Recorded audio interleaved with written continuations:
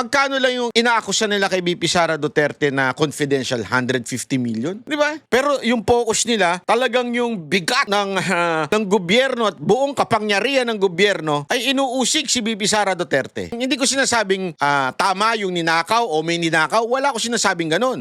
Sa totoo lang, questionable pa nga yan eh. Di ba? Ito, napakalinaw na pagnanakaw na yung ginawa sa ating budget. At hindi 150 million billion per day. According to Joel Villanueva, Judas Villanueva. 44 billion per day ang ninanakaw ng gobyerno. And yet, dito mo makikita talaga yung kalapastangan ni Judas Villanueva tungkol sa katotohanan. Alam mo, 44 billion per day, ikaw pa nagsabi niya sa Senado. Yung nag-acting ka pa. Yan, per day, umiikot-ikot pa yung ano niya.